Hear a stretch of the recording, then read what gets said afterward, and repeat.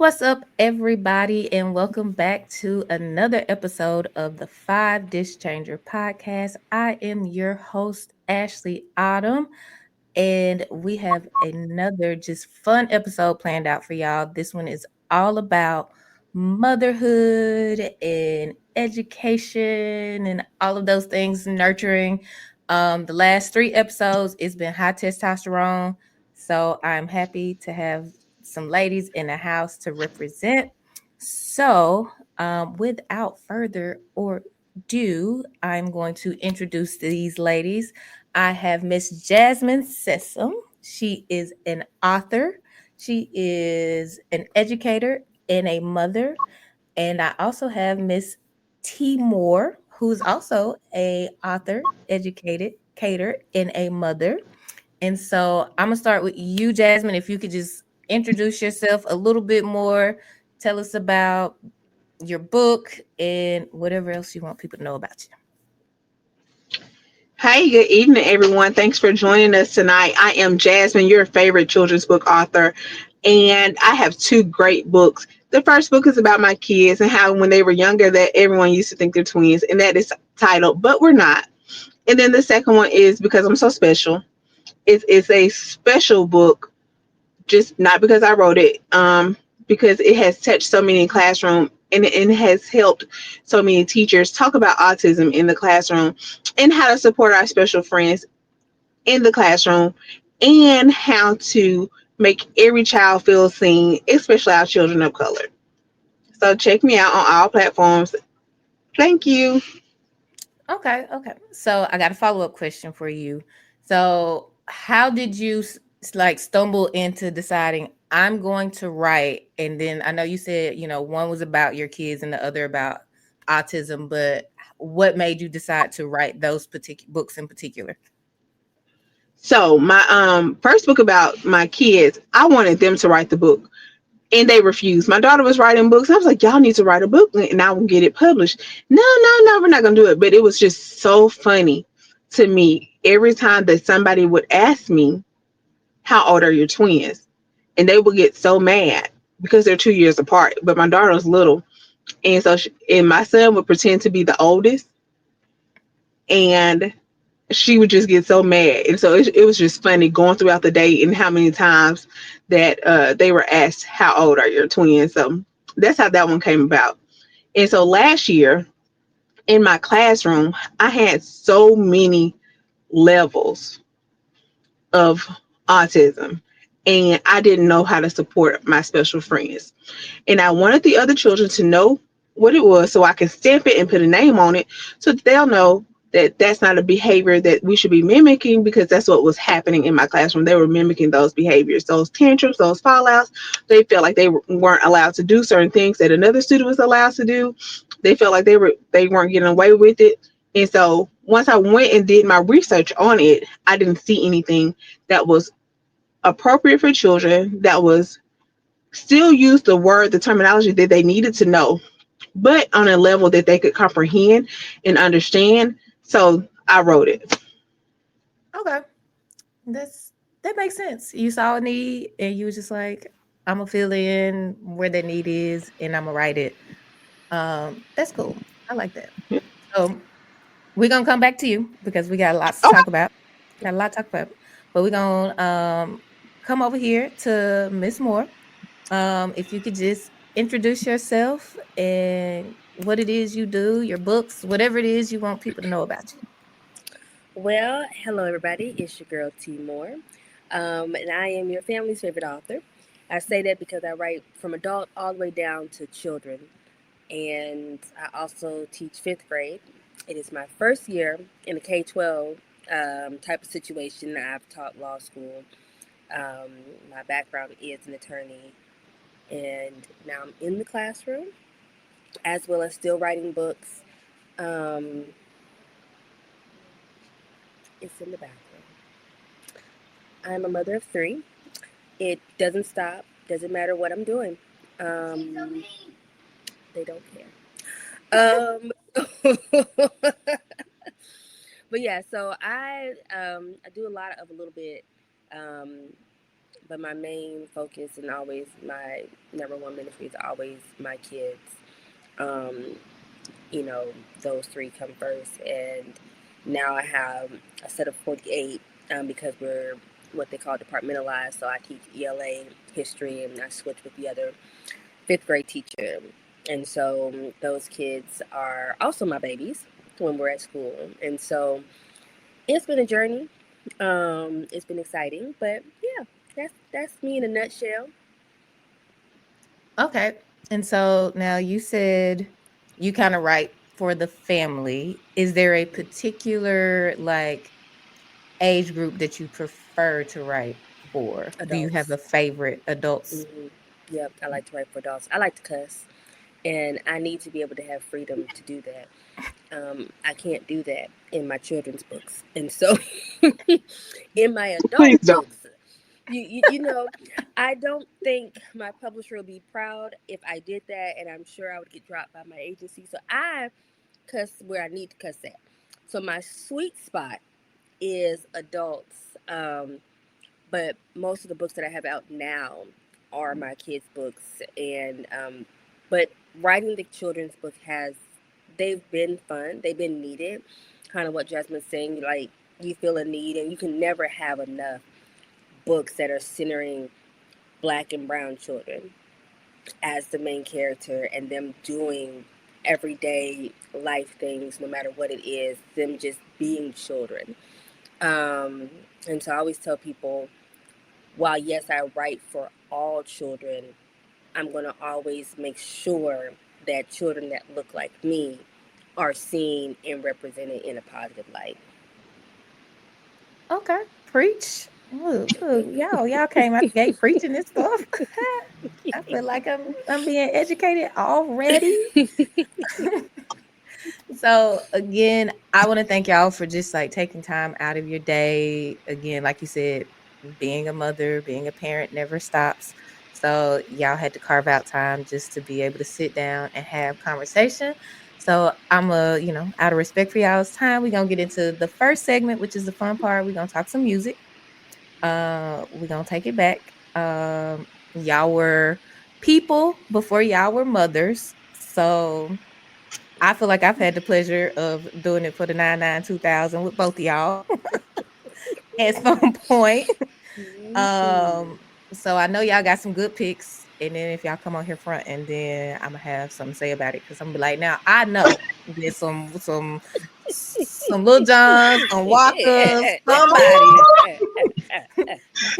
somebody. We not gonna act brand new, but we gonna have a good time while we do it. And so I'm gonna start with UT, just because you Mhm. on my left. You on my left. That's the only reason why. I gotta What pull is out my list. your Go ahead. first song or album? But there's addition to it. Here's a plot What twist. season of life does this song take you, or album take you back to? Well, that's a plot twist. You didn't put that in the questions No, because it wouldn't beforehand. be fun if I It gave you wouldn't be everything. fun. Just mm. So the first song that comes to mind for me was Waka Flocka's "No Hands." It was something about that song when it came on, like "Girl That Way." I was like, yes, and so that was my jam. And I in that season of life, I think I was just in law school. To be honest, I feel like that was down in Florida when that song came on, and time was had down there in Orlando. It was a good time. I was what, late 20s. That's about all I could really say. Um, but time was had down there that in them parts of the woods. A time was had. A I might time have was had. done it with You no might have hands been with there you. at Roxy down there in Yeah. Orlando. That was the spot when I should have been studying and doing something more productive. I was definitely twerking and dropping it low. But it was a fun time. I feel like in my life before the children, before getting married, um, it was a really good time. A song that's on heavy rotation now. Another song is "Better Wait a Road." minute. Wait a Oh, you minute. didn't tell me that. Let me slow down. My bad. Continue. Wait a minute. We ain't gonna go Mm. through all five of them at the same time. So we Oh, just I gonna thought we was stop gonna there. go through 5. Oh, we gotta talk We about gonna it. go through five, but we gonna bounce back and You have a forth. flow. I got a Mhm. flow. Yes. Yes, Okay. ma'am. I'm a real podcaster. I got a flow. All right. So we gonna move over to Jasmine. What is your first song or album? And same question, what season of life does it take you back to? Um, I used to listen to 400 Degrees. I was in high school. I had just moved to Alabama. So 400 Degrees every morning, getting ready to go because I had never been around black people before. And so I was like in a new world moving to Alabama and going to Parker High School. And we listened to 400 Mm. Degrees, baby. It was like every day, every day. Mm. And so, yeah, Parker High School. Mm. Now, was yeah. it a particular reason why it was 400 degrees? Like, I don't know black people, so I'm gonna just go as black as I can, 400 degrees, or what was it about 400 degrees that made you say like, It was just hot. Like you can listen to it from the first song to the end. Like it was just hot, and you just getting crunk. You ironing that, we were in uniforms too, ironing that little white shirt, them khaki pants, and you just listen to it. Oh, and I was real big on Trina too. That's an honorary mention. My girl Trina. Um, yeah, okay. honorary. It didn't Now, matter. Anything Trina, I'm with it. is there a song on 400 degrees that is like, this is my one?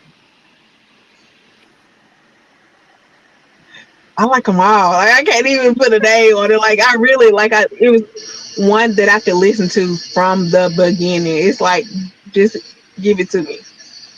Yeah, Yeah. which is Okay. real crazy because my favorite song is Sunshine Anderson. Heard it all before, and I remember in high school she was having a concert, and my mama would not let me go to that concert, and I cried like a newborn baby because I couldn't go to that concert. But when you talk about albums, like you just, I'm 400 degrees. I think I just like Juvenile, like that whole little scene. All of them. Okay. Y'all came out the gate hype, turned, all of that. Which is funny because I feel like all the guys kind of came out a little bit more mellow. So it's like the ladies came out turned. Mm. So we're gonna go to the second pick and we're gonna bounce back to UT. But different question. So this one is, who introduced you to this song or album? Was it a family member, friend, or did you find it yourself? So I would have to say one of my favorite. Now I don't listen to a lot of rap, but my favorite rap album was Ti Paper Trail. And kind of similar to Jasmine, I moved down south at 16 to Georgia, and I really got introduced coming from the West Coast because I grew up, with Corrupt, Tupac, Nate, all of those were the rappers that I grew up with. And I remember Outkast um, when they came out, and I was still in California. And girlfriend, still one of my best friends to this day, like introduced me to Ti. This is when Ti like first came out. And I was like, oh, this is different. Okay. Um, but Paper Trail is probably one of my all time favorite albums by him. Um, I just became a huge fan as a teenager. Like really got into Ti's music. It really seemed like kind of an Atlanta thing too. Like I mean he's known across, but it just seemed like you really tapped in where we were into Ti.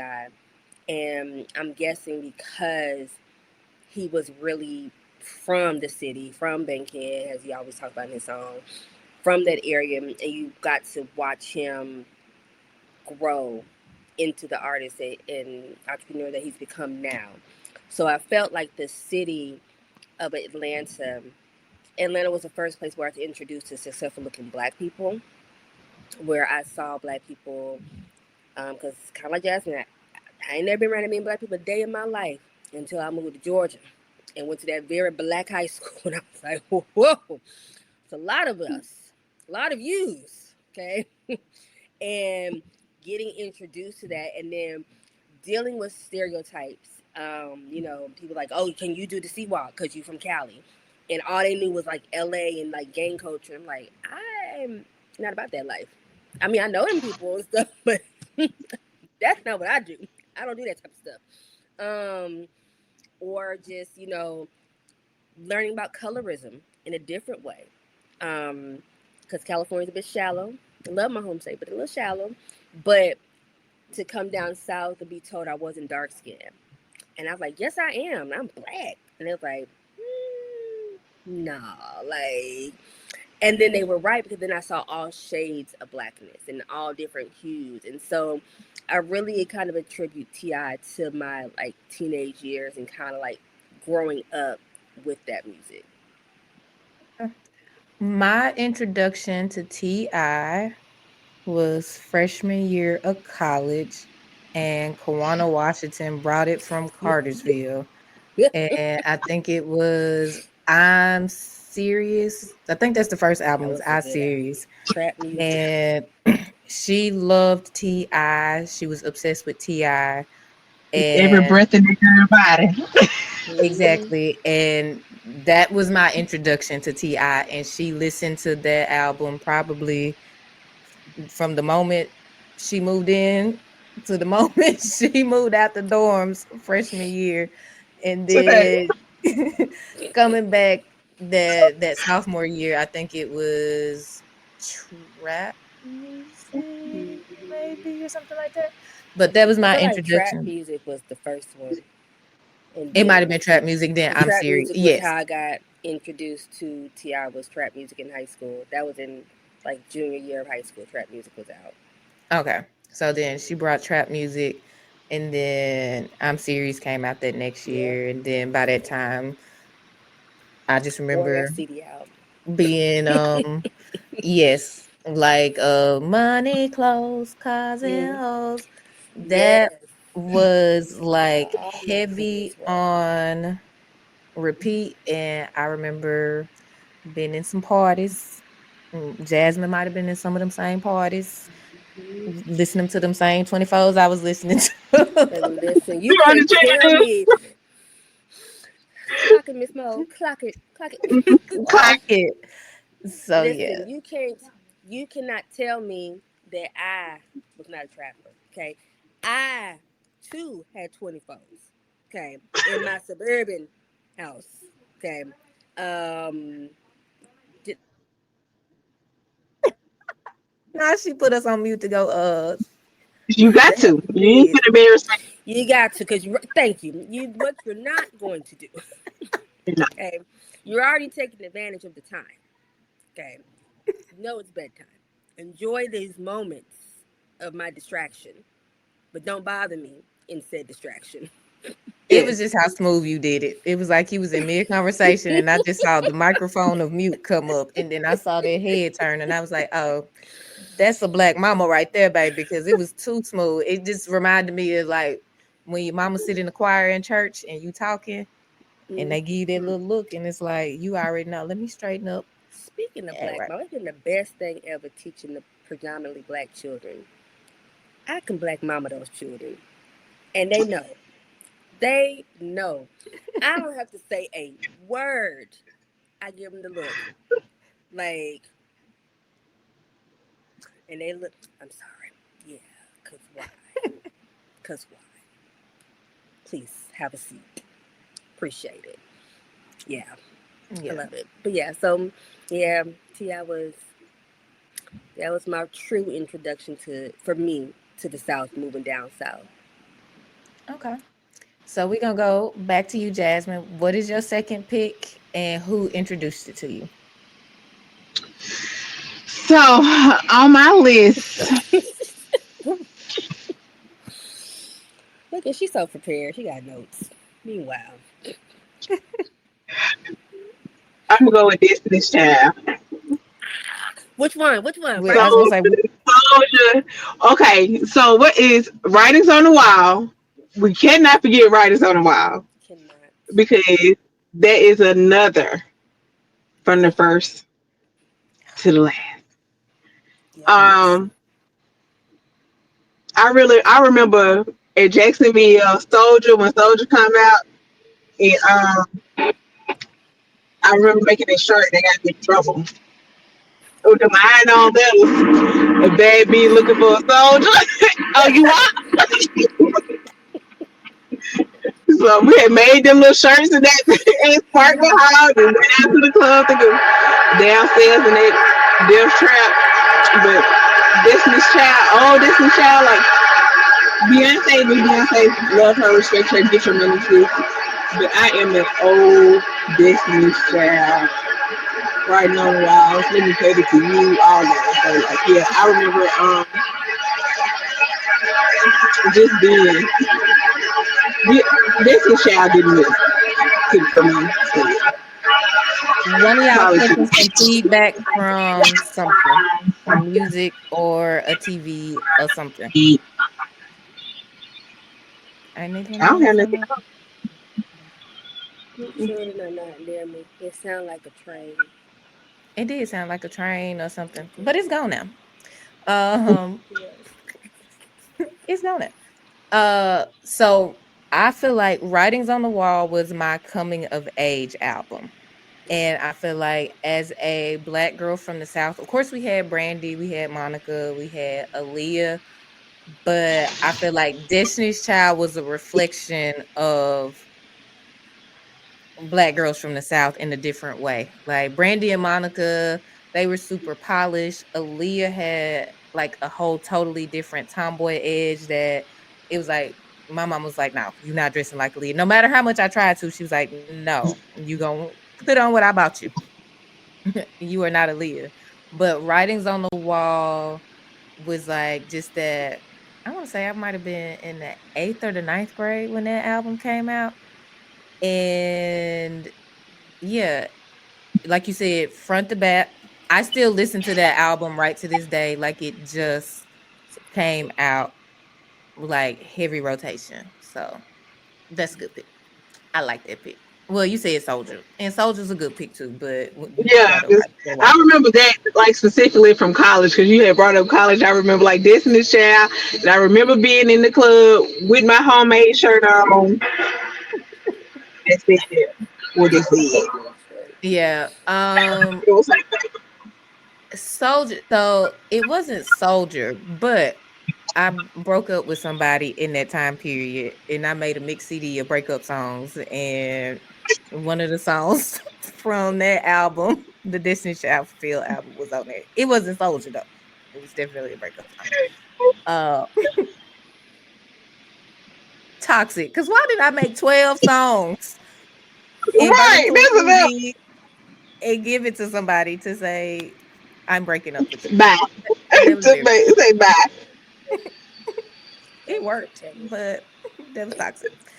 He said, I think he got it after the first one. I don't think it took 12. No, he listened to all 12 of them. Mm. He listened to all 12 of them. I want to know the flow. How did that flow? Because you had to have a flow to it. You had to start off with. Oh Do yeah, you because I remember the flow?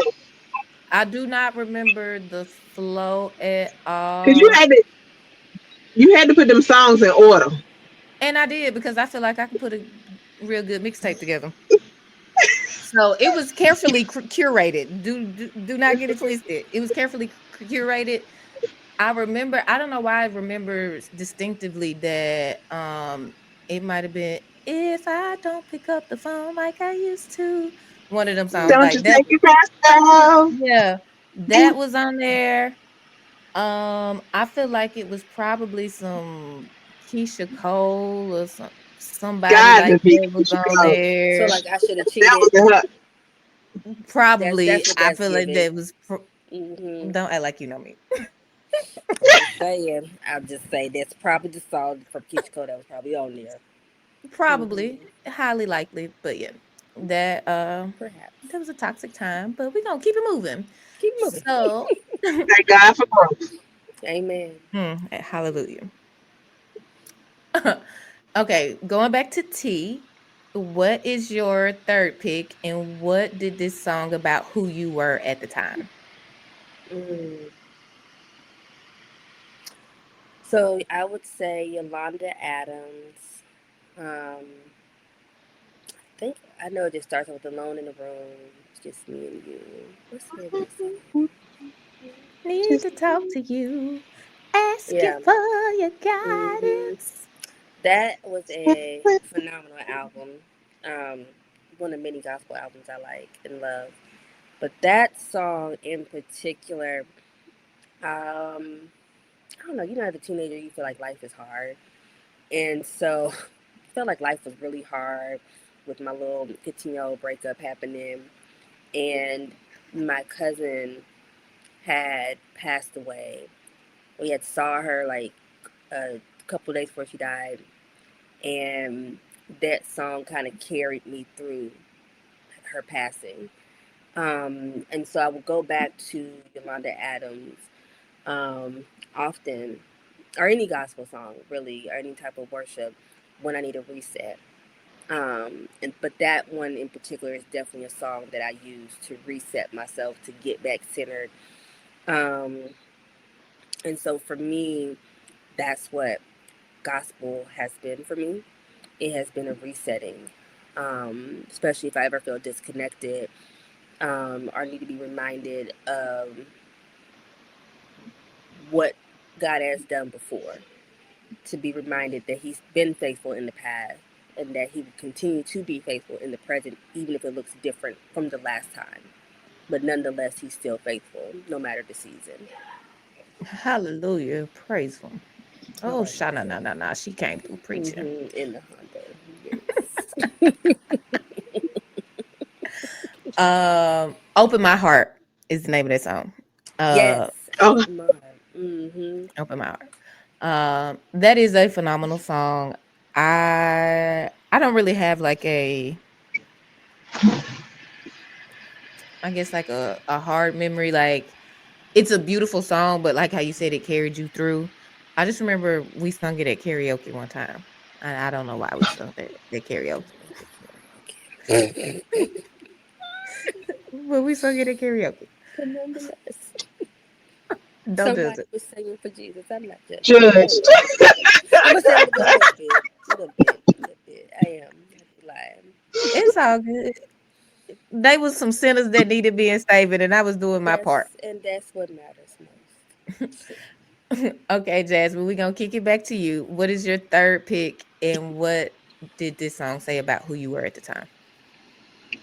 So, just to piggyback off what she said, it's a song which you may not know it. It's a gospel song. It's "Don't Worry About Me." It's by the Tanton Spiritual Singers, Ooh, you took it back. and yeah, because I'm thinking about when my brother passed away. He passed away unexpectedly. I was married, had my mom, my sister, and I was felt alone. Um, but after everything else I've endured up until that point, I had to remind myself I'm gonna be all right. Um, it didn't feel like it. My world was crumbled, shattered. Um, had just had a baby, had a 2 year old, having to explain that, and so every day my daughter's looking for my brother because her uncle comes see her every day, and she just trying to figure out what uncle moved, and having to explain that. And then my grandmother had Alzheimer's at the time, so every time she was alive, and so every time she would see me, she would remember my brother. And so she was like, Jess, what moon it? And I was like, I don't know, Grandma. I'll call him and see what he at. 5 minutes later, Jess, what moon it? And it triggered me because how do I support her, Mm-hmm. take care of my children, go to work? Because I never missed a day of work. And it just said, you'll be all right. Mm-hmm. Mm. And then having to overcome and heal from all of that. And then the family drama that comes with death that nobody talks about, especially unexpected death. So having to endure that and to feel all alone And it's just like, you're gonna be all right. So it brings me to my present song, which is Ha by Pastor Mike. That's my pastor. And that song, my man, the guy, he did his big one with that. Um, I'm laughing at the devil. I'm laughing at my haters because I survived. And when you have to go through and endure as much as I've been through personally, and I don't just feel like I'm surviving now, I feel like I'm thriving in my gifts, and I know my purpose as to why God created me. Because as many times as I've tried to come out the classroom, but what you gonna do?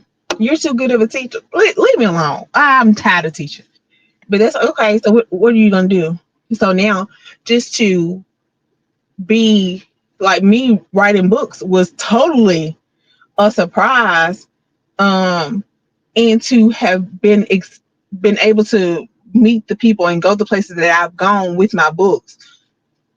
So now I feel like I'm thriving in my gifts.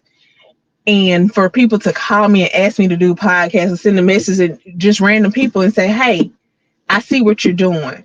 You're doing a great job." And it's like, dang, we watching you. We see you going hard.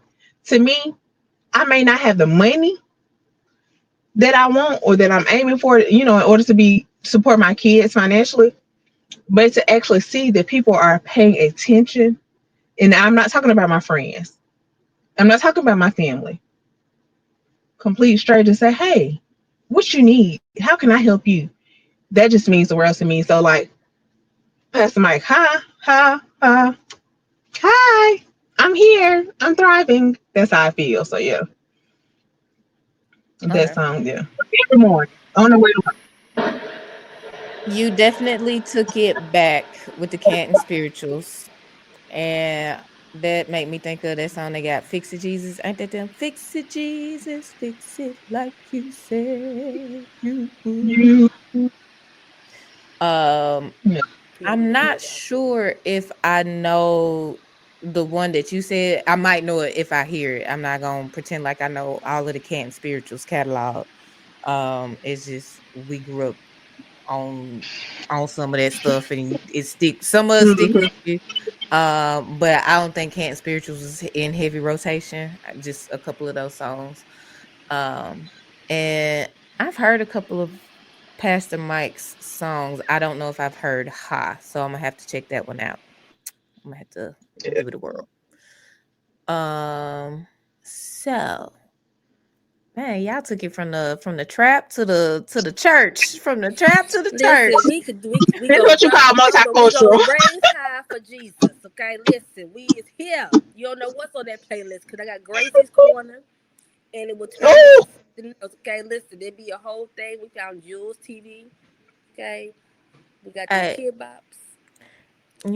I don't have kids, but I must say, Gracie be vibing, and then she went and put my boy Paul Wall on the track. Listen, I I found missed this it. I other gotta go see it. one. You gotta see it. But I found this other one with the kids called Jules TV, and it's this song with the three little pigs, and they like rap. I promise you, it go hard. It's so good. They got the marching with the ants. Then I found a little Afrobeat one for kids. Baby, these kids songs ain't what we had growing up. Yeah, Okay, my they've got some seasoning to them now. my little cousin's Mm. kids, they listen to Jules, but I know Gracie's Corner, and I guess because I was introduced to Gracie's Corner first, so I Yeah. try to keep up on different little kid stuff. So if by chance I'm babysitting somebody, I know, okay, we need to put on some Motown Magic, some Gracie's Mhm. Corner, or something Mhm. that's gonna get you seated and Bop it. long enough for your mama to come back, or like you said, 5 minutes. But I feel like Gracie's Corner typically keep kids engaged for Mhm. longer than 5 minutes. And I like Motown Magic too, but that might be more for me than the kids because it's Motown and they be playing all the little Motown songs on there.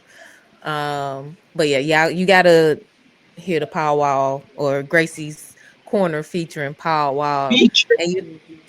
they on the tour, the Gracie's Corner tour or whatever live, and I saw a video where they had an actual club DJ in there, and the kids was responding like we was. So let's just say it was Wheels on the Bus, and he'll be like, the wheels on the bus go round, and then he'll drop the music, and they'll be like, round. It's like, wait a minute, not the baby's ready for the club already. baby, that's they 99 for the 2000, honey. It That, really is. Cause They that was are. what Baby Shark was for them. Ooh, Baby, that not was that baby they. shark. Don't bring it up.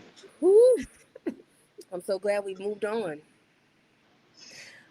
Took a long Okay. time. It's very long. Cause I was like, my God, please find the sharks, y'all. Please. So we're gonna get into track number 4. We're gonna go back to UT. And the extra added on question to this is, if this track played in a movie of your pre-mom life, what would that scene score? So you had this song. If your life was a movie pre-mom, what scene would this movie be in? Or what's the scene with this song be in? Mm. Ask Jasmine. Come back to me. I gotta think about that. Jasmine, you may not even be ready, but I know I'm not ready. I got it. I got it.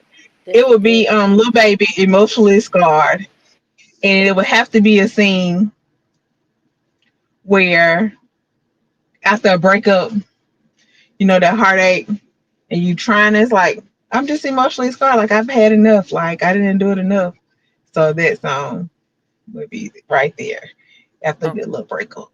so would the scene be like a Tyler Perry breakup type of scene, or like, cause Yvette his crying and baby boy. okay. You don't want me no more. Like it gotta be one of them. I done had enough. I deserve this. Like, yeah, Baby, you gotta done thought about that. You must have done listened to this song and had an association, baby boy, She because you had a came off whole, the so hip. she was prepared. baby boy. Y'all know I love Tyrese too, which is I'm surprised. People be so surprised, but I absolutely love Tyrese. But baby boy, it's all life. No matter what. My pastor used to put baby boy in all his sermons. Like it didn't used to be so bad, so funny that it resonates. No matter like you point out a scene, it's a baby boy. It's relatable. And that's part of it too. It's like it's the fact that it's so relatable. And now that in hindsight, it's like, man, that girl really endured a lot just to have a man, a piece of a man at this. So, Yeah, that is true. he like Very, very true. All right, young back to you. not about 40 year old life. I know a little better now. Oh yeah, and the 20s, it just be crash out mode. Just Yeah. prefrontal cortex not developed, Yeah, all messed up. So you just be making decisions. all over. Mm-hmm. I think if I was thinking about my pre-mom life and its soundtrack, I think for me it's gonna be a party scene, and it's gonna be Trey Songz "Say Ah." It's just I got pictures. You know how they got the little thing going around? They showing to be like, this is point of view, showing my kids what I used to do before I had kids. Like that's me. Like I could just see it. Like just turned up, um, dancing on tabletops at Club 112 in Atlanta with my girlfriends before heading down to law school. Yeah, I had a good time. My 20s were a time. That would definitely be in the movie. It would be a montage of like party scenes, a riding down Peachtree in Atlanta, All Star Weekend, like watching the guys hang out their car, you talking back to them, and it was just yeah, it was just a time. It was a good time. So say I would be fine. I feel like I might have been somewhere with you when You say wouldn't be far behind. Yeah, yeah. a couple of your say odds. I was never really a big Trey Songz fan. I Like I was a liked his music, but I never was like, when you was like, I'm gonna go see Trey oh my Songz, I gosh, would be yeah. I was like, like on have him fun with heavily that. between him and well, I mean, I'm seeing Chris Breezy, but Trey, I was really heavily on Trey, and then I realized after that one particular album. I was like, I think somebody need to get this man some. I don't know what's happening here, but this is this is getting out of hand now. I feel like I know which album you're talking about. It came Tremaine, out. Is the one when I was mm, still there. It was the one with this "Neighbors Know My Name" song. Who was that? Who was that album? Whatever that album was. That was like the last album that I I bought think that as a album kid. was white. The cover was white. Yeah. Well, I don't know. he I feel like he he had thought started he was with R. Kelly at some point, and he started trying to be R. he It just got a just little weird. It just got a it little weird. got weird and it made me sad because I was heavily um on in Trey song bad. It was the Ready album. Yeah, that was a good Yeah. one. I feel like whatever came out in 2012 or 13, he came out with an album. It might have been a little later than that, 14 or I think 15. the one That 15. album was like super weird. Like you said. Yeah, it's just it started to get a little weird. So I like him first album up to the one when I before I left Florida in '09. Like So that the period. Up Until Neighbors Know Your Name. Yeah, that was Yeah, about because he. I listen. I didn't I was sheltered. Okay, a little sheltered. So when I got to college, I made up for lost time. Okay, there was a lot of phases that happened um, in my 20s that was happening, but a time was had, and I have pictures here and there. I'm sure others have pictures too. Um, Naturally, yeah, you was partaking in some of my shenanigans with me Yeah. as well. I shenaned. I ain't even We gonna lie. definitely shenaned. Um, Remember the first time I had Patron shots? I don't do tequila no more.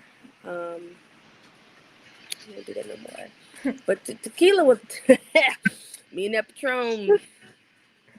Yep, good times. Good times. Say ah.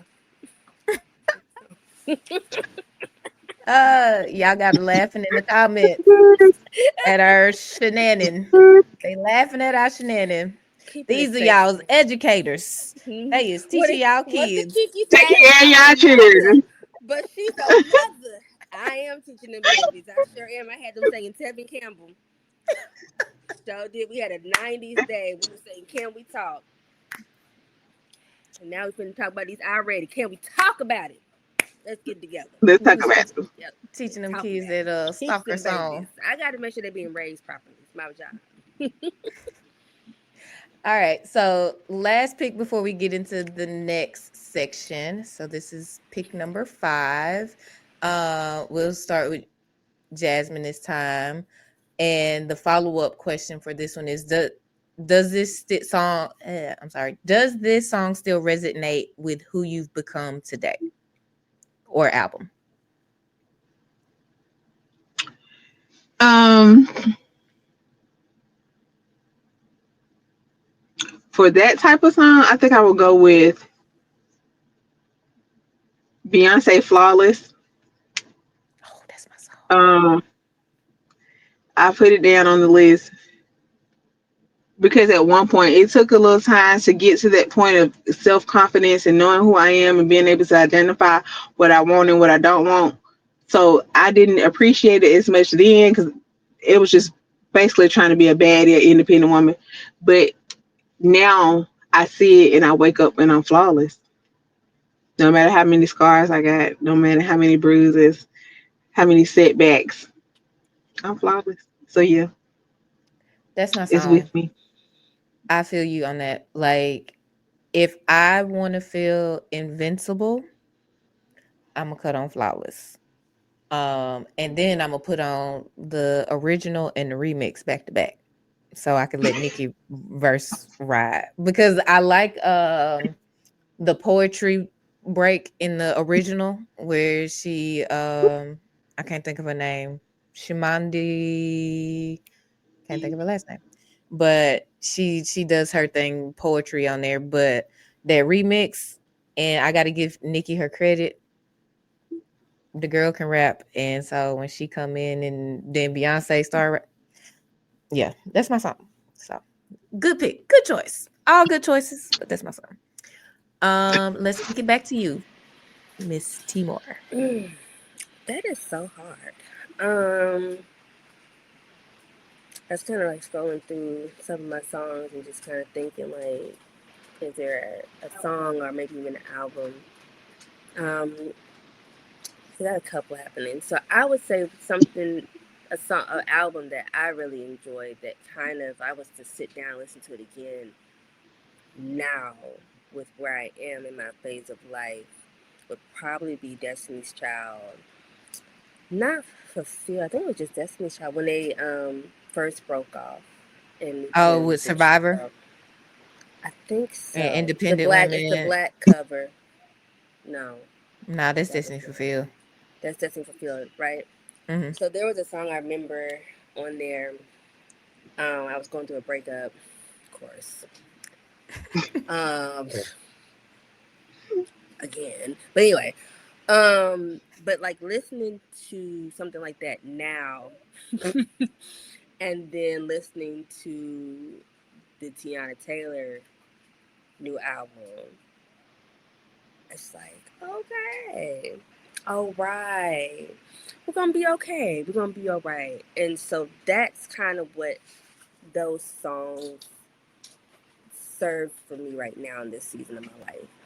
They remind me, kind of what Jasmine saying, like I've been through some things, but I'm gonna be all right. And so to see or hear music like that, and just you hear the genesis of whatever the relationship was to where they are now, is something so empowering, especially as a mom. Um, you just like I'm doing this. Like I didn't bossed up. Like yeah, like and you just remember who you are. And so for me, that would be probably that Destiny Fulfilled album, Tiana Taylor's new album, and SWV's. Most You I don't can know. only put five I put them CDs all in. together. I put That is not all how it of works. them together. I break rules. You It's a can mixtape. Tell it's It's a a mixtape. mixtape. then I okay It's on one gave, then. I CD. gave It's it. on one CD. It's on one CD. You keep putting stuff in the little dish changer. This is 2003. You cannot put all that I stuff in one slot. put all the songs on there, and so you just have to accept it. I've already said it. No takebacks. Mm. Okay. Now, see, if your students had followed rules like that, Ooh, Oh, teachers child, are the worst. Teachers are the get absolute out, worst. We get don't out take from the instructions car. well at all. Talk during meetings, everything. Absolutely, we were doing that today during a meeting. We was, I do. I break the Yeah, rules, yeah. which is bad because I am a lawyer. I probably shouldn't have You said that out should. loud, Yeah. Take it but back. I know the Repeat. law. Take it back. I retract my statement, Your Honor. Strike it from the record. when I was a kid, It's live. it was the old man that said, if you gotta have a crooked attorney, make sure it's your crooked attorney. Make sure he on your side. I'm a lot of things, but not cricket. I tell people what I can and cannot do. If you're looking for me to help you with criminal stuff, you're gonna go to jail. Not my ministry. I don't do that. Mm. Trademarks. Got you. Don't call me for that stuff. You're gonna go to jail. Absolutely. Well, I'm glad you laid that out there because you might have been Yeah. my first call, and now I know. Call Don't let it anybody be other me. than You can't keep Anybody up other on than. retainer. Can't keep on retainer. Better call it. at all. What's that? Money Top just dog going law. down the drain. Top Right. dog law. Any criminal attorney tap in. We need you. We need you in pocket just in case somebody. Yeah, don't call Exactly. me. My first phone call sound like she gonna snitch. Probably. Get Probably. me to the trap. Let's go back. Go see what Ti talking about. He got somebody Yeah. for us. Yeah, I'm Right. not the one. I'm You gonna went tell to the school of everybody. Ti and still out here gonna snitch as the attorney. Absolutely. I'm not going to Stop Before we by. jail. Before we go into the next segment, you brought up the attorney. So one of the attorneys from the YSL trial just had a baby, or she's pregnant with one of the defendants. So she defended the guy, they fell in love, and now she having his baby. So I just saw that What? before we got on this call, and I was like, That's all right. interesting.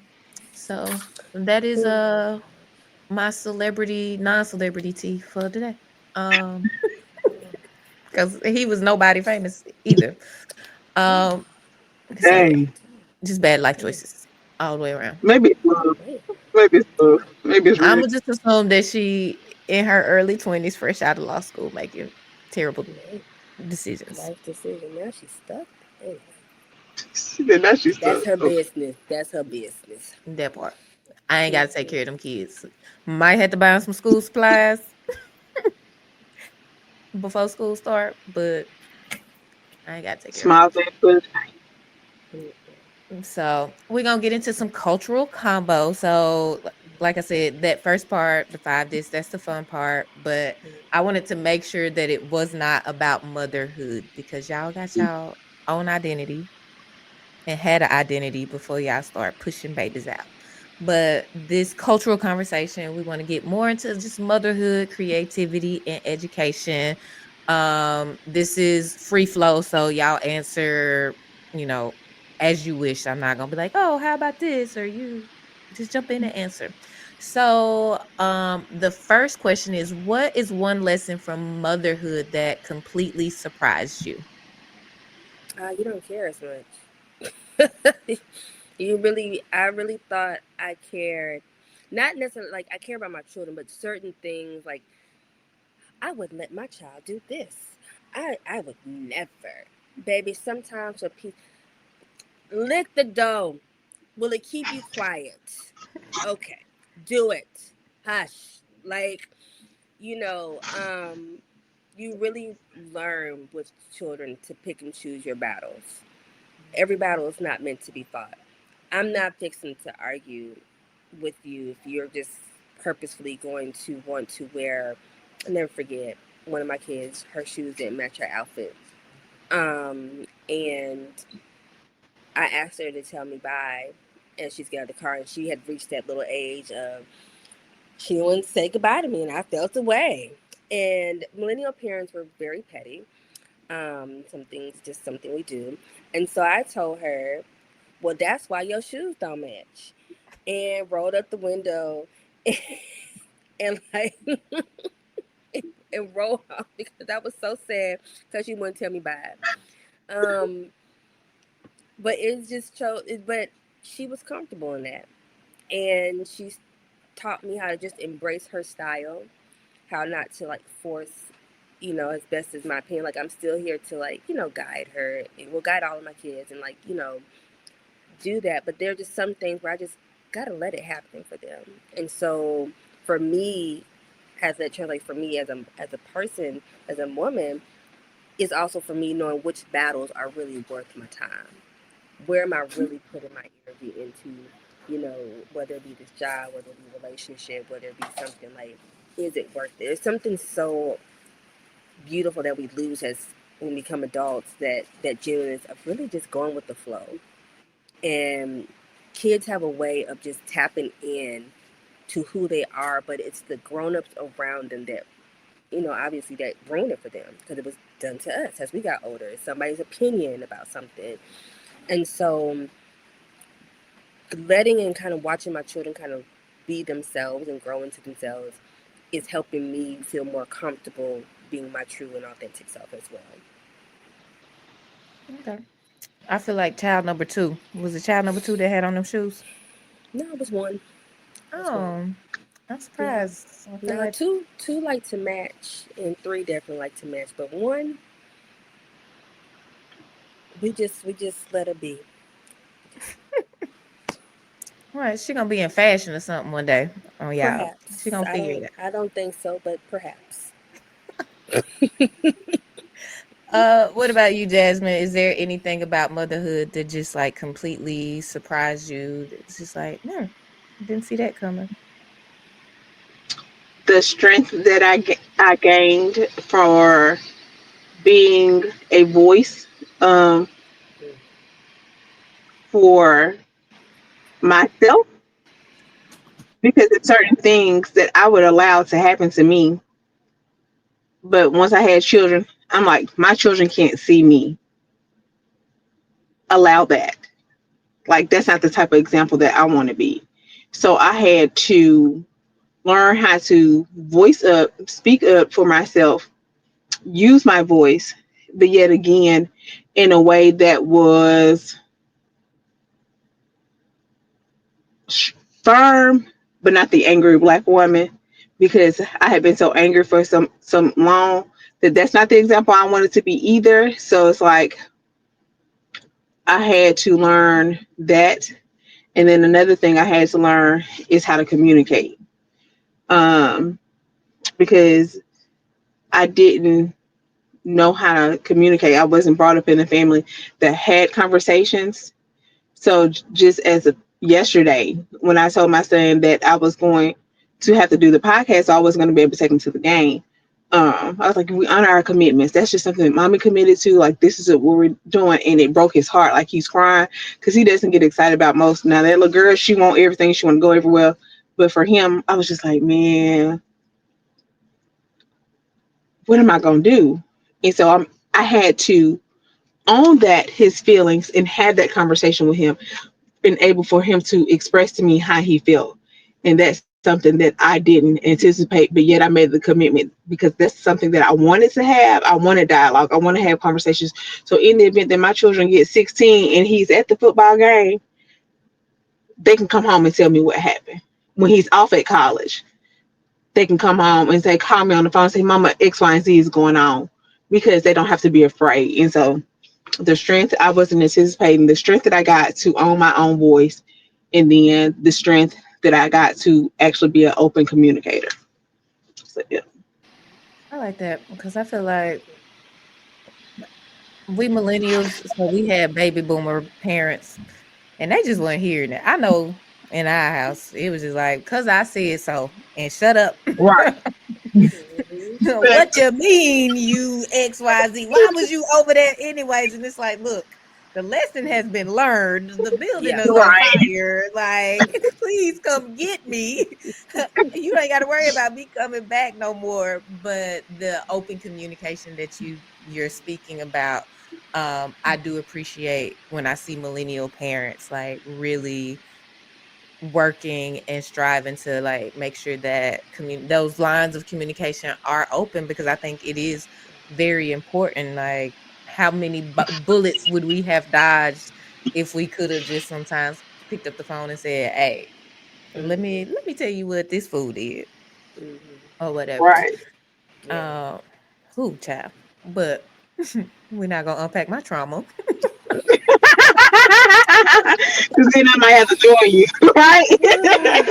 Then we have a different show. That's for a different episode.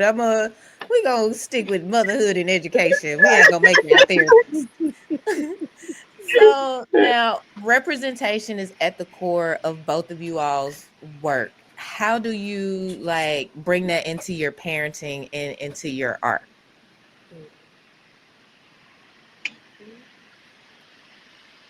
um, I'm real big on exposing my children.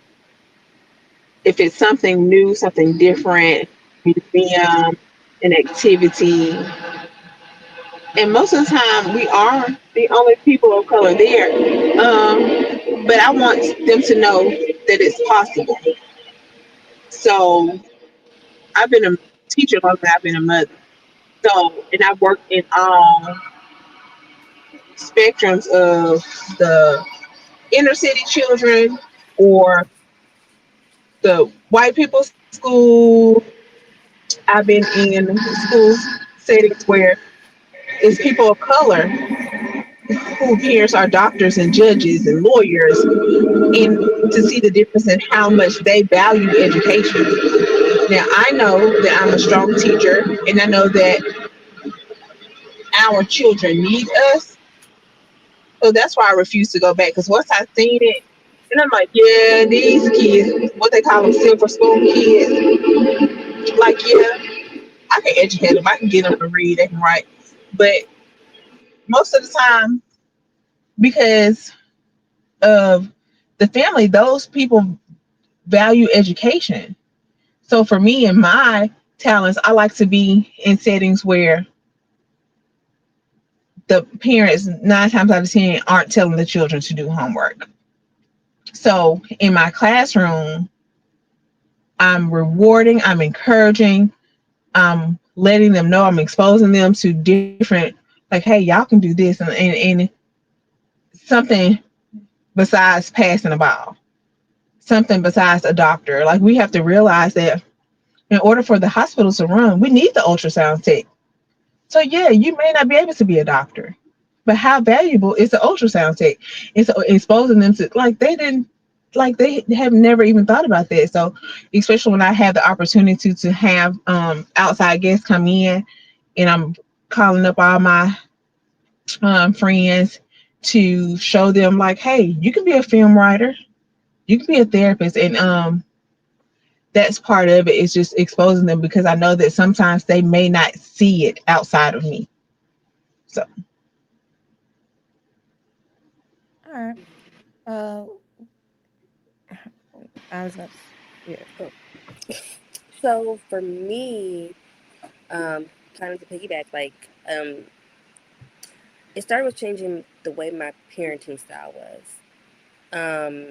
And that kind of led me to kind of digging a lot deeper into representation, especially when I got into writing. It was because I didn't see enough books that I felt were a representation of just black culture. But not only that, if I did see a book that had a black character in there, sometimes it felt like kind of like a trick, because then you find that the author was white. You're like, yeah. So it was like, how do you combat that? Now that I'm, in the industry, obviously I see there's a lot more of us, but it's still not enough of us in this space, whether it's independent or traditional. And so in the classroom, I think one of the things that my kids get to see a lot of is that they get to see this relatability. I make sure to tell them my story and share with them. I failed honors English freshman year of high school and had to repeat that class. I graduated with a 1.999 GPA. It's like, well, what's that? Don't get it. Don't worry about what it is. Just don't get that cheaper GPA. I'm telling you. But I also let them know, but I still became, you know, all the things that I desired to become. And it's funny to come into education, because I started off as an education major in college and switched my major.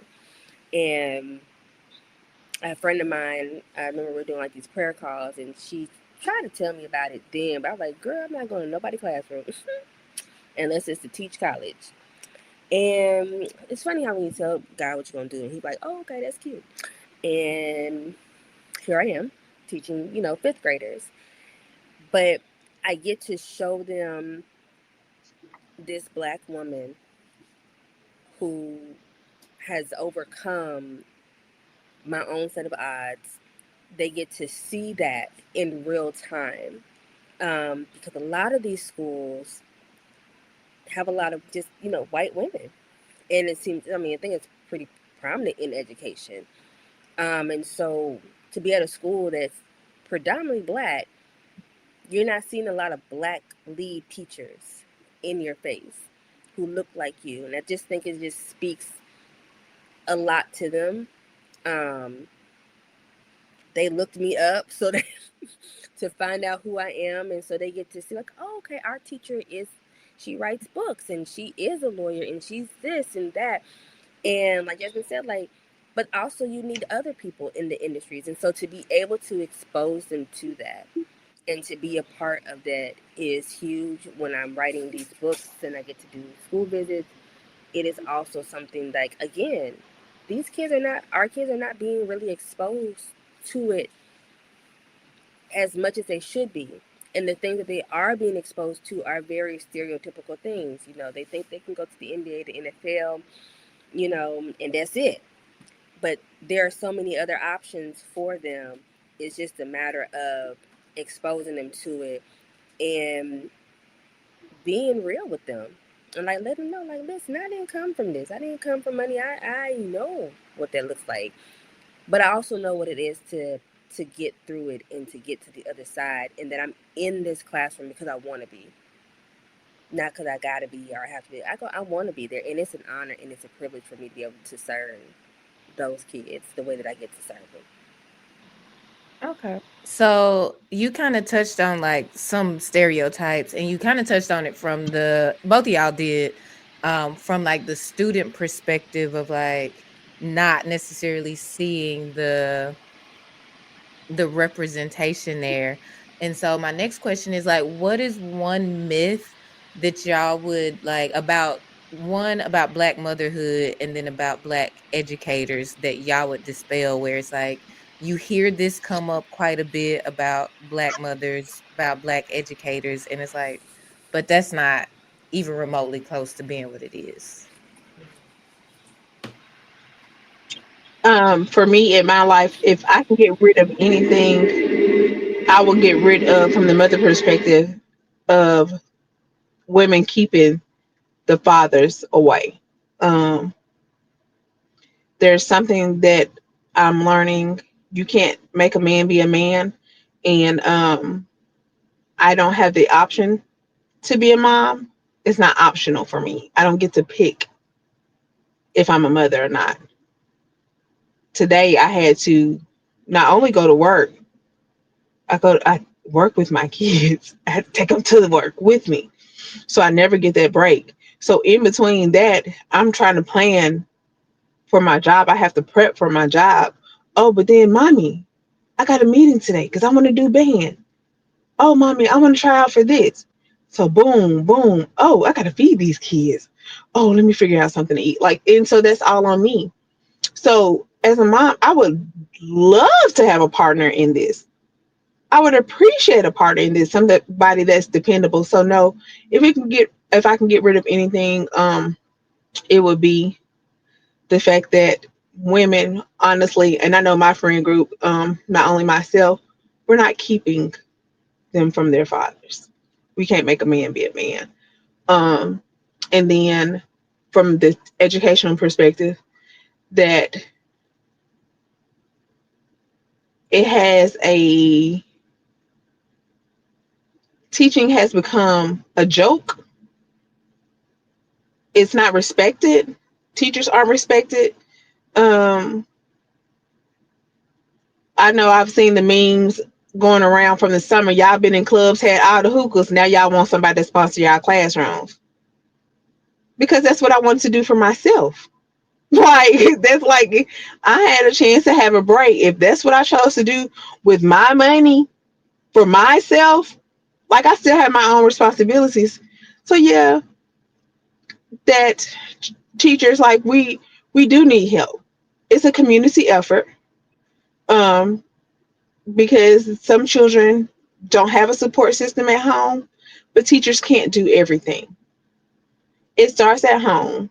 But in the event that the child does not have a stable home, teachers are there and we do pick up a lot of the slack. But however, we still need the support. We still need the encouragement. So if you got a couple dollars, buy a pack of pencils for the teacher. Because not only that, these nice classrooms that y'all see decorated, they didn't give us the money for that. Every time that we laminated something, I know I spent countless hours, 9 hours this summer, unpaid, in my classroom, cleaning my classroom. They didn't give me the cleaning supplies from that. I see a comment. Yes, so you have a question. It says, "Can I ask Jazz what Jasmine means by a man being a man?" As far as the expectation with what comes down to parenthood and the same commitments that I have, the same responsibilities that I have as a mother, that men who are fathers have that same responsibility.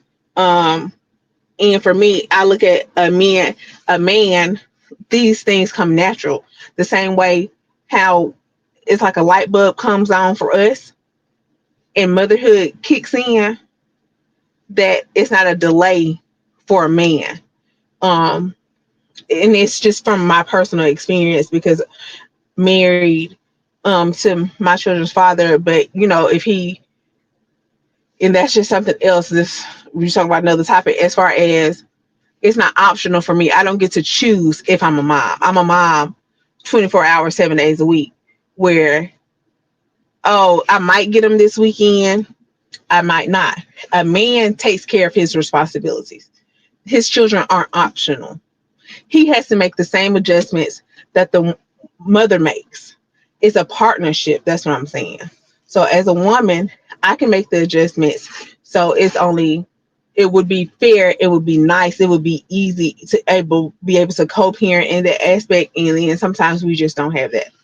So that's what I was talking about. I can't make a man be a man with being responsible, being accountable, respectful of his children and their feelings, that type of thing. That's what I was talking about. Thanks for that question, Duran, and thank you for answering that question, Jasmine.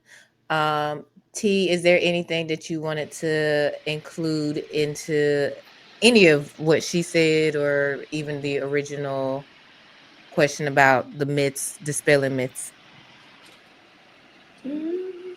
Not really. I mean, I am new to the K-12 side of the house. So I am still kind of navigating some things and learning some things. I will say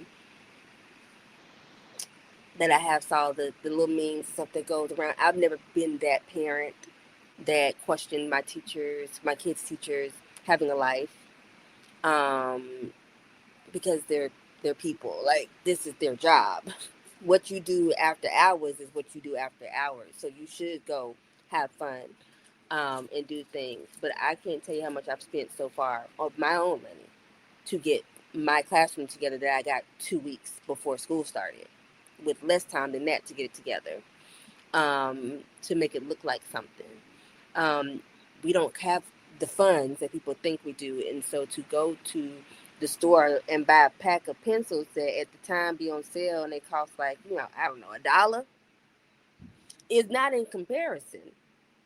Like, if we're gonna start counting pockets and wallets, we can count pockets and wallets, but I guarantee you them school supplies are gonna cost less than what you spending your money on. So just buy your baby some school supplies. Because if they got the latest Jordans, then you can best believe you could buy some pencils, some paper, some highlighters, whatnot. Um, so I definitely agree with that. And then as far as like navigating like this motherhood, I think some of a lot of the conversations I've had with moms is just that we don't always feel safe to be able to feel like we can just say certain things about being a mom without judgment happening. To be able to say like, I just needed a break.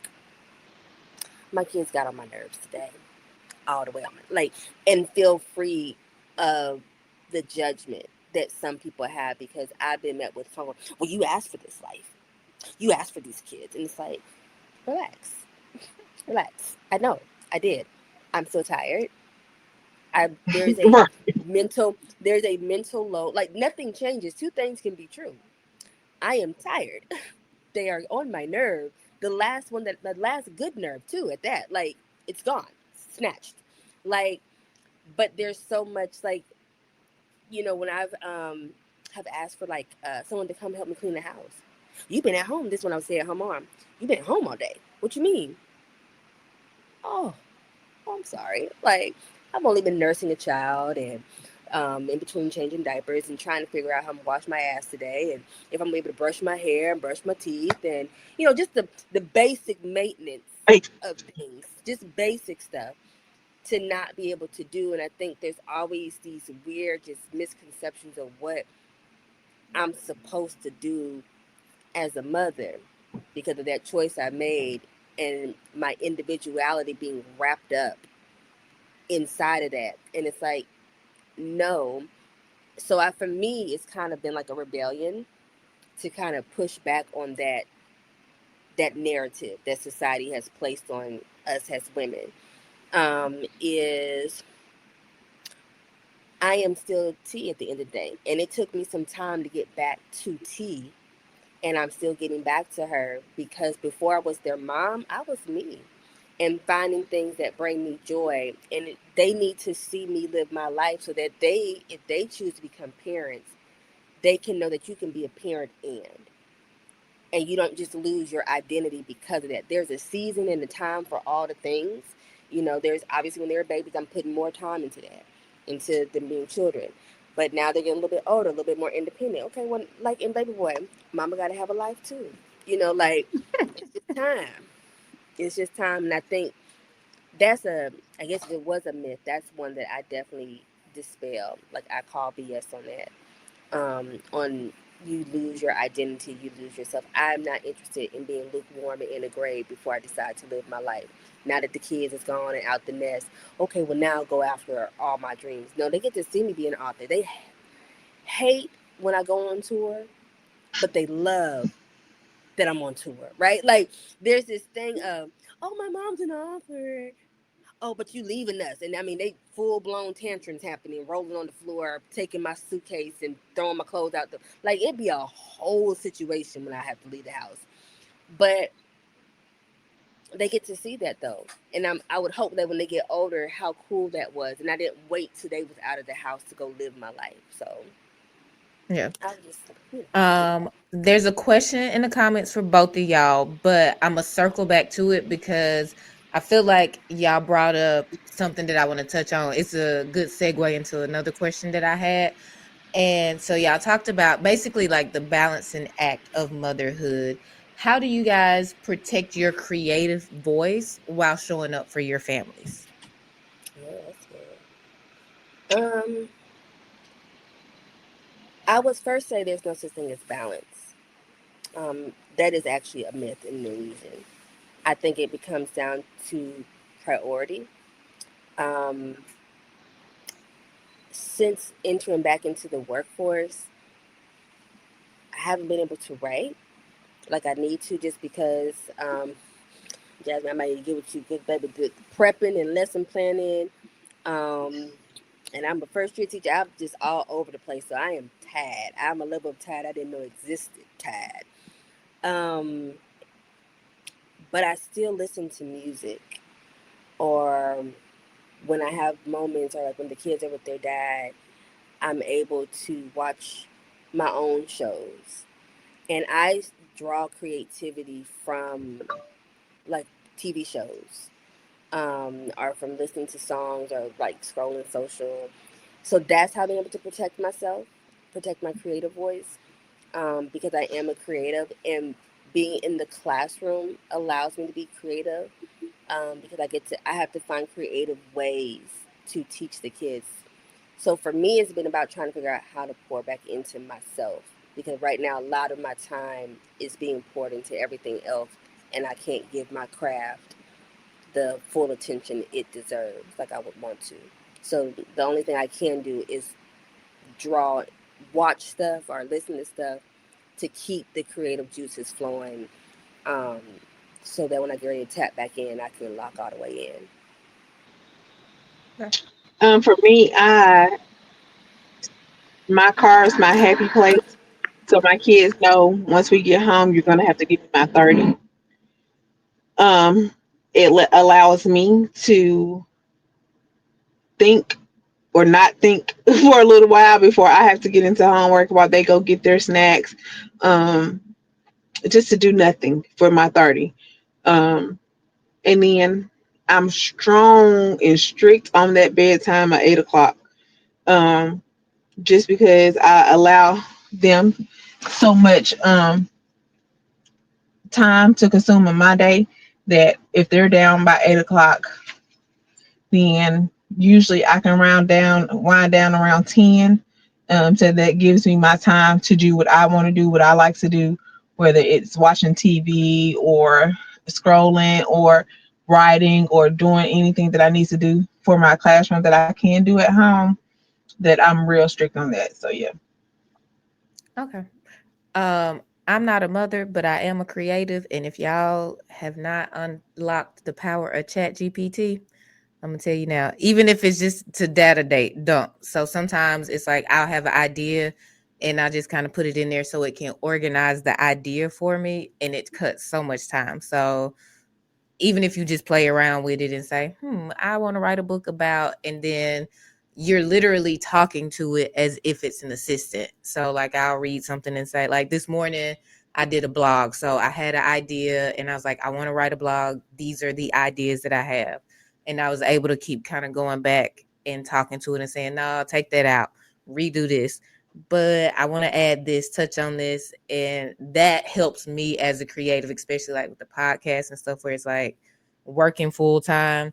Sometimes I have an idea, I might be in the car, and then I just kind of pick up my phone and then speak it in the chat GPT so that idea is there to come back to. So could help, could not help. If it don't help, then I ain't even give y'all that example. That I ain't even give y'all that helpful, unhelpful thing to do. But before we get into wrapping it up, um, I want to get back to Duran's question, which is how can parents, because he got a lot of kids, I know him, he got a bunch of them. How can we as parents support teachers outside of just buying supplies, which we should certainly do? I think support your teacher. If your teacher is asking for you to read the extra 20 minutes, there's a reason why your teacher's asking that of you. Um, if your teacher's coming, your child's teacher is asking you to get your child these services, it's a reason. Because some of us are in denial. Yes, all labels aren't good. Um, but let's not be in denial. We need to own it because we are our child's first advocate. Um, so and I had to do that for my child as well, especially when it comes down to behavioral issues. Because my boy, he was doing his big one at the folks' school, knocking them out left and right. So I I had to, it's like, hey, I see something. Like, 'cause like I said, I've been a parent, a teacher longer than I've been a parent. So yes, I noticed that these behaviors and it's not conducive to a classroom. So especially when it comes down to behavior, um, training your children to respect the authority. Like, yeah, it may be okay for your child to follow it at home, but it doesn't work for a classroom. So you got to be able to tell your child no without having to be combative. Because I've been in situations like, but I don't want to. It's like, hey, it's lunchtime. Get the lunch. This is recently with the fourth grader. Get the lunch. And you having to spend 15 minutes telling a fourth grader to but I'm not hungry. You can throw the lunch away. Just by law, we're required to give you a lunch. You have to have a lunch at school or we can get in trouble. And having to spend 15 minutes debating with a fourth grader about a lunch. Well, from me, in my perspective, if an adult is asking you to do something, your response is yes, ma'am. No, ma'am. Yes, sir. No, sir. Like that's the things, and teaching them manners, and it's just like the little things, letting them be children, and I that's the big thing too, allowing them to be children. They are exposed to a lot, um, and getting them the help that they may need. That's something else. That's another big one for me because now that because I'm used to teaching the little, so now that I'm in fourth grade and I'm here with the big kids, they're like, Miss Sessom, I almost got shot yesterday. And I'm like, huh? But why do you know that? Like our house got You broke out in into. Birmingham City? What is? Mm, Yeah, yeah, okay, yeah, yeah. yeah. And so, or like my daddy did, my daddy got killed. Like these are the conversations that I'm having the first week of school. And so it's like, are you okay? Do we need to talk? So for you to not, for a child to meet somebody within 3 days and this is what they're expressing, they need some support. So I'm going down, I'm talking to the counselor about, hey, what I just heard. And then they said, well, we try. So as a parent, some stuff is not about us. So I just feel that in order to help the classroom, you have to be aware of what your child needs to sum it all up. And I we would want say to, community. Yeah. Oh, go ahead, Ashley. no, I was just going to say, and we want to thank you because that fourth grader just would have been starving, baby. Because I'm not fighting with you. Then don't eat. And that's why I Why you I not was a there? sub, but I didn't do elementary school. I did middle school because they juvenile still, but they old enough to be like, all right, you just gonna starve. I'm not playing with y'all. So Yeah. that's why we need educators because I just don't have the patience. But go ahead, T. Yeah, What were I you was about gonna to say? say, um, outside of school supplies, it is the support. It is, me having the ability to go tell my parents, "Hey, your child is cutting up today in class." Like I'm just like, y'all, we 16 days in, we didn't have silent lunches. We about to start taking specials away because y'all just don't stop talking.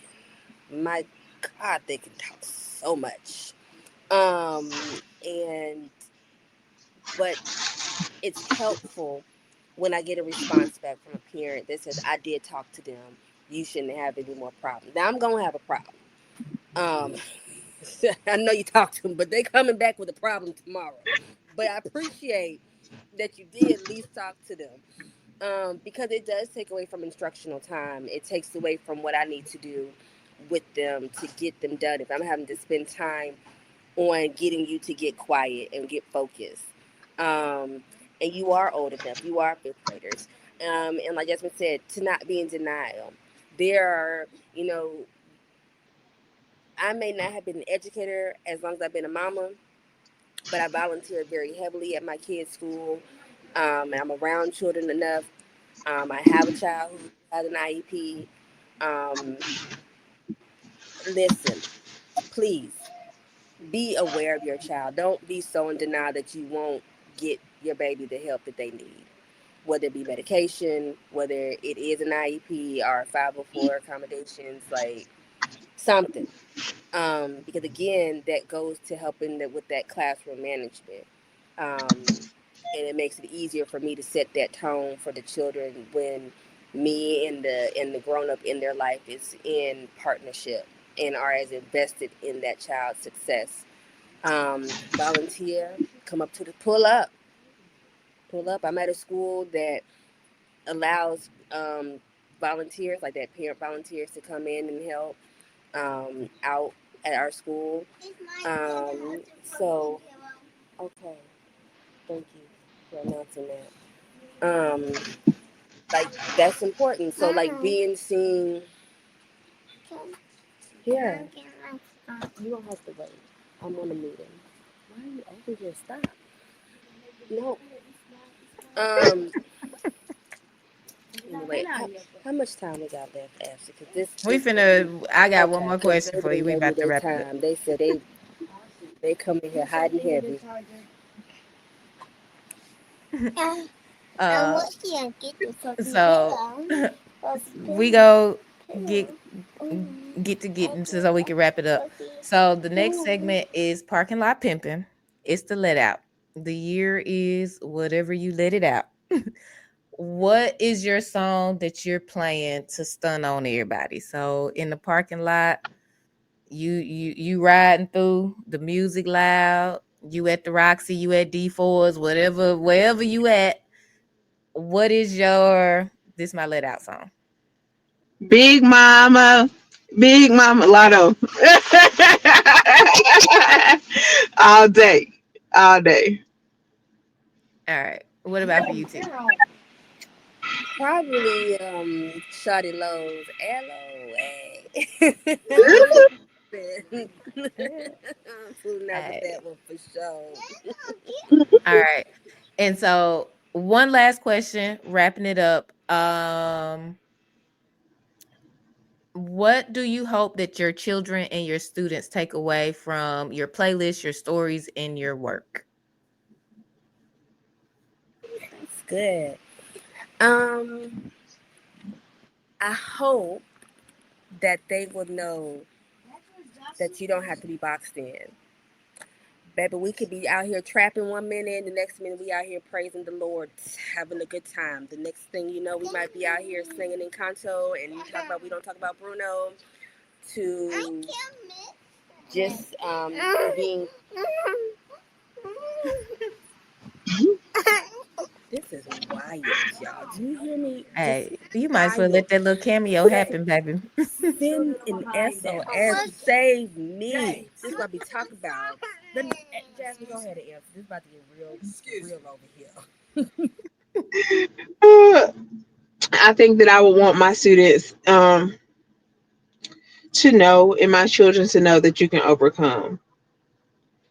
um, your your past pain doesn't have to be your present permanent space. So everything is possible. So All right. anything that you want to be.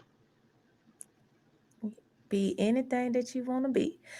Well, ladies, I want to thank y'all so much for, like I said, taking y'all's time out, wrangling kids, all of that, just to hop on. I thought it was very important that we touch on motherhood. And when I was just coming up with the show and the track, well, yeah, the listens, the episode guide and stuff, I knew that I wanted to have you guys on because you guys have very similar backgrounds. You're both educators, you're both authors, you're both mothers. So I felt like it would just be amazing conversation. And y'all both in Bama. So definitely wanted to tie that all together. Um, Jasmine, if you could do me a favor, because I know she wrangling kids unless you want to hop in. I should have done this at the top. I do not know any male authors, or I know male educators. My brother's a male educator, but if y'all could just shout out a male author really quickly just to show love and support. Oh, I have my good friend, Mr. Michael Moore. He's not only a children's book author, but he is teaching financial literacy and he is a great author. And not only that, he also allowed his daughter, she just wrote her first book as well. So family ties. Okay. Y'all go support Family Ties. I want to shout out my dear friend, one of my besties, K.E. Lewis. He just dropped his book, Don't Take Your Rider on the Plane. Came out this summer. Super cute, fun book. And the one of the goats out there just killing it is Derek Barnes, the author of I Am Every Good Thing and Ode to the Fresh Cut, I think it's Crown. Um, so many dope black authors out there, from Jason Reynolds to Kwame Alexander, Jerry Craft, like the gamut of them. So some prolific black men that are out there doing it really big, writing for our babies and sharing our stories, as well as just amazing black illustrators, black male illustrators out there, from Robert Paul Jr., who illustrated two of my books, to Shamar Knight Justice, um, to who else? Just a lot of them. A lot of Gordon, D. James. We out here. I know you said one, but again, I break rules. Mm, mm, mm. That you do. Well, thank y'all for that. Again, I should have done it at the top, but I want to make sure if there isn't representation from either gender that we are showing love and letting people know, like, them gender wars, that's for the internet. We really do love each other. We actually know people and support each other and all of that. And I feel like if we change the narrative, then that help our kids too, because they need to see black love, healthy black love, and all of that. But if you tuned in and you made it this far, or if you listening the next day, I want to thank you for tuning in. If you drop by for a second, I want to thank you for dropping by for a second. This has been another episode of the Five Dish Changer podcast. I am your lovely host, Ashley Autumn. I have Miss Jasmine Sessom, Miss T Moore. Y'all make sure y'all go get them books, go buy them books so they can make some more money so y'all don't have to go buy school supplies. Even though I feel like y'all president taxing y'all president, I'm trying to figure out what I pay for because I pay a lot of taxes, so y'all don't have to go buy supplies. But that's a whole nother podcast for a whole nother day. Again, thank y'all so much for tuning in and showing up. We're gonna play the intro music. Give me like 2 minutes after the fact. I just want to make sure we wrap up and I let y'all go properly, and we'll be done. Peace. Hey, no, dog.